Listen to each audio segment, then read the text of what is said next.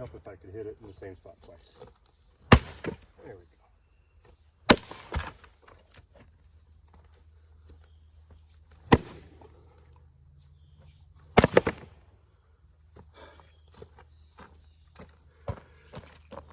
Well, hey everybody. It's a beautiful day in the woods, and you may be able to tell it's getting a little bit on into early fall, which is firewood time really. But I got my maple shirt on. That can only mean one thing. We're gonna go tap, or we're not tapping today. We're gonna go find and mark maple trees here. Come along. All right, we made it out to the woods, and if you see, there's a trail behind me, and it runs the length of the woods parallel to the driveway, and that was for my wife. She wanted a walking path to make a loop, so I leveraged the driveway, which is over that way, as one part of the loop, and then I connected into the woods and followed up, basically parallel. And I was happy to do that because that's something she wanted, but also happy to do that because that opened up my maple woods to the tractor. So always before, I would take my truck up and down the driveway and come into the woods with a bucket or two, come out, grab a tree or two, and just keep going back and forth and back and forth. This way I can put a big container vessel, drum or something on the tractor and get to the trees, and that's going to open up some other trees. So got a little long-winded there, as is my style, but this is a maple, and I haven't tapped it before. No good reason other than it's by itself here. As we're in this stand of trees, there's a beech, cherry, little beech, another little maple. Anyway, all that to say, it was not going to be useful for me to come out and get this one tree's worth. So I'll show you real quick. Just put that white dot, that's my signal for me. This is a maple tree and ready to go. Something to think about is, first off, is it a maple? Here, I'll show you that. This is your maple leaf. This is sugar maple, and that's very fortunate for me. That's what I have. Predominant maple tree on the property here is sugar maple. You can get maple sap from any maple tree and some other sap from other trees that are in the maple family, but the sugar will, there's some benefits to using the sugar maple. So typically your sugar maple will have a longer season, takes more growing degree days for it to bud out, which is when there's a physiological change and your sap is no longer fit for syrup. The other thing is it's going to give you a higher sugar content in your sap. I've had some of these sugar maples give me 4% sugar right out of the tree before, which is phenomenal. It's not all the time, and that would be a lot cooler if it was. All right, so we're doing this now. This is, I'll be honest, I think we're in mid-September here, and definitely not maple season, but definitely time to go out. Sometimes I can get lucky, and I could tell you a beech from a cherry from a tree like that, but I can't always tell you what a maple bark looks like. Sometimes you get tricked. So find a leaf while there's still leaves on. We'll look up. Ooh, find the leaves. That's step one. Okay, so this is another maple. I looked up, saw the leaves, and so that's step one. The one we just marked over there earlier was no doubt about it. I could tell just by looking. But the second question you have to answer, is it large enough to tap responsibly? And so what I have here is a length of rope, and this is 32 inches from end to end. And so you need to measure your tree, and the way that, oh dear, what am I doing? Tripping over a log here or something? All right. So you measure your tree 4.5 to 5 feet up in here, and I have this string, and you can see it, they just don't quite touch. So this tree is large enough to tap for maple sap responsibly. Now, I'm gonna mark it just because, but I'll be honest with you, I tend to tap very conservatively. This is a property that I live on, and I hope to live on until a long time from now when I'm not here anymore. But I want to make sure I'm a responsible steward of the trees. So not every tree that's tappable needs to be tapped. It doesn't harm the tree necessarily to tap it for sap.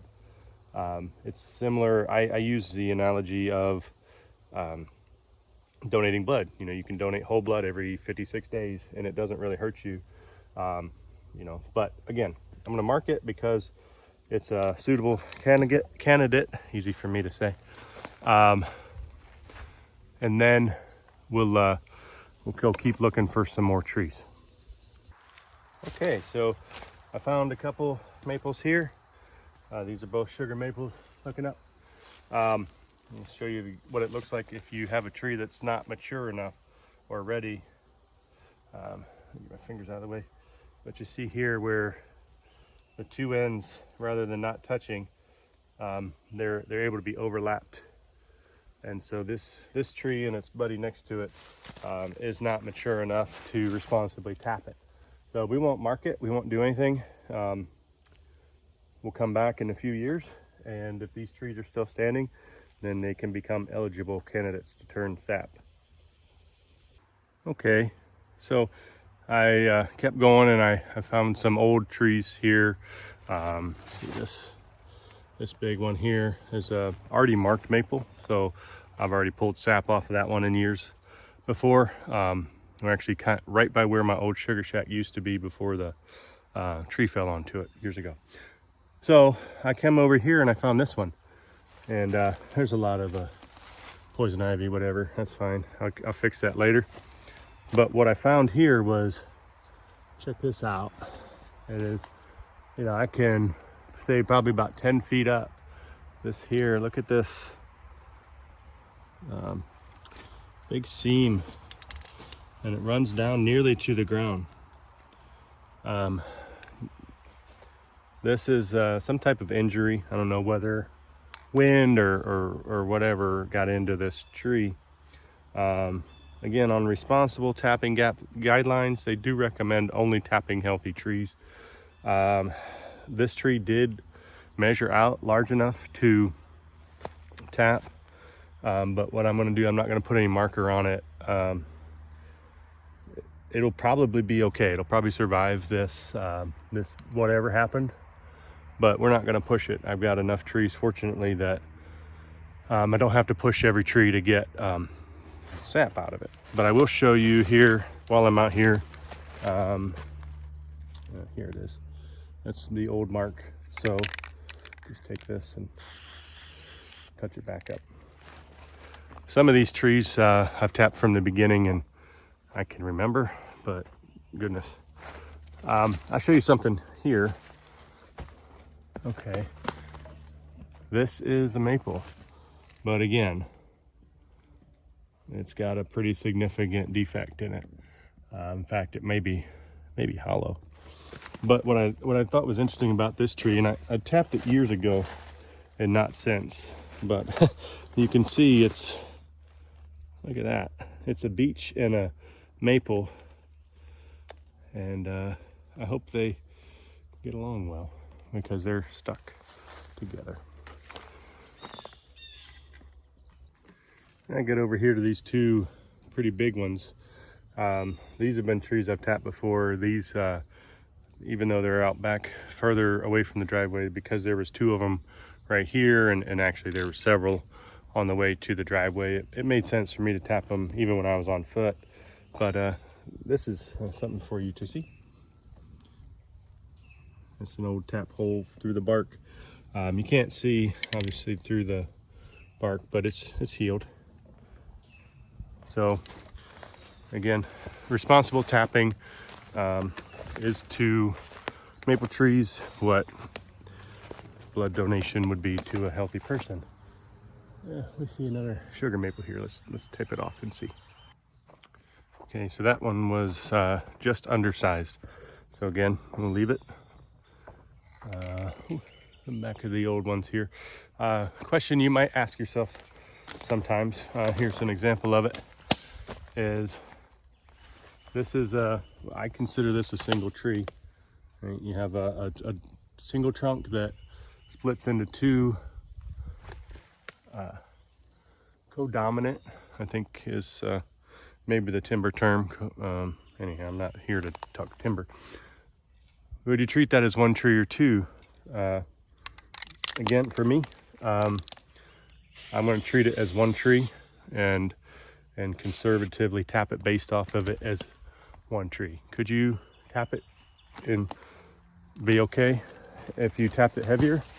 Yeah, but again, you know, we're in this for the long haul. We want to be stewards of the land and not be consistently taking and taking. You know, if we have an opportunity, we'll leave it go and come and get it, you know, next year. The saying that keeps getting in my mind is you can milk a cow every day, but you can only skin a cow one time.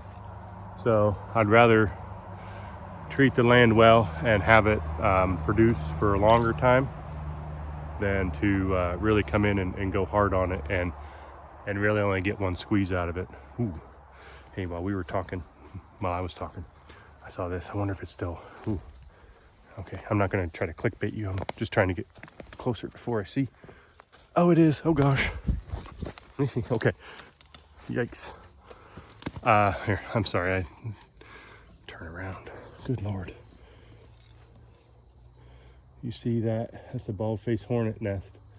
And I wasn't sure. I thought it was maybe dormant or, you know, past its time, and then sure enough, here comes a bald-faced hornet flying out of it. Can you see it? I don't do well pointing off camera. It's right there. It's a big thing. All right, well, zoink, Scoob. I ain't scared of nothing, but I do not mess with bald-faced hornets. Okay, wrapping up here as I'm getting to the end of the trail. Show you something that I think is relevant. So at the house here where we live, the septic system, it goes up to a sprinkler head system. And see over my shoulder, can you see that white pipe? That is where the cleaned water comes out, and whatever the science is behind it, don't ask me that, but what they did say was there can be no products grown or raised for human consumption within the radius of that sprinkler head. And I think it's a 50-foot radius. What does that mean? 50-foot diameter? Yeah, math. It goes 25 feet out from each direction. So I'm not going to measure it. I'm just going to kind of consider everything up in this part as not going to worry about it. It's okay. Again, we just want to make sure that we're being responsible. So I probably won't mark anything closer to the sprinkler head than I am right now. So I'm losing probably over there a dozen or a dozen and a half production capable maple trees. But again, we're trying to be responsible operators. And so anyway, just as a kind of a recap, first off, make sure you got a maple tree and looking up at leaves, because this is the bark of a maple tree. But guess what? This is also the bark of a maple tree. But wait, there's more. This is also a maple tree. So 3 trees that are within a 6-foot circle, all maples, all with 3 different barks. So All right, so once you've identified you have a maple, you take a measurement 5 feet or so from ground level. You need to be at least 32 inches, 31, 32 inches. This one is just barely not big enough. See you next year. And just remember, as you make maple syrup, first off, comply with all local laws and regulations. They're written for a reason. And secondly, make sure that you're trying to be a responsible operator and a conservationist of the land that you're being able to use. So hope that was useful. Thumbs up are welcome, comments, questions. I don't know everything, but I've done this for a while and made a lot of mistakes, so might be able to help you point it out. So anyway, thanks for watching.